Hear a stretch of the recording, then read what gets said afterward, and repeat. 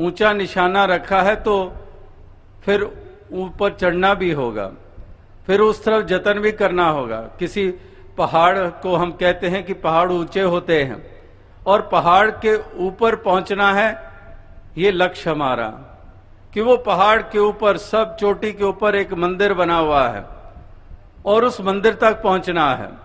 या फिर किसी तेनसिंग और हिलरी और किन्हीं और ऐसे एक क्लाइंबिंग वाले, उनका लक्ष्य के एवरेस्ट की चोटी तक पहुंचना है।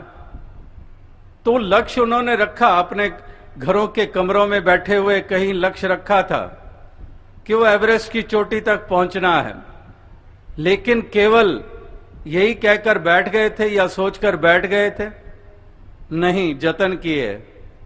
एक बार नहीं, 2 बार नहीं, साउथ की तरफ से, कहीं वेस्ट की तरफ से, ये नॉर्थ की तरफ से, कहीं पर कितनी एक मुश्किलातें, लेकिन उस लक्ष्य को पूरा करने के लिए वो यत्नशील रहे, प्रयत्नशील रहे।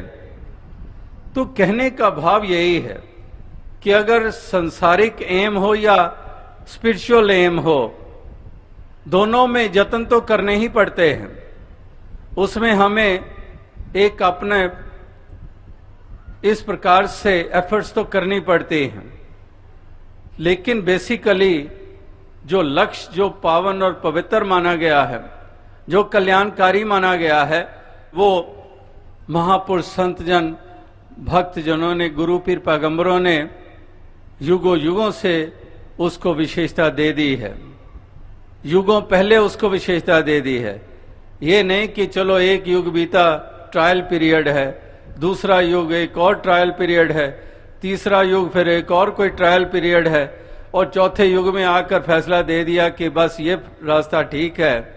नहीं, ये तो पहले ही कह दिया, ये पहले ही बता दिया, ये तो पहले ही बता दिया कि कौन सा मार्ग उत्तम है।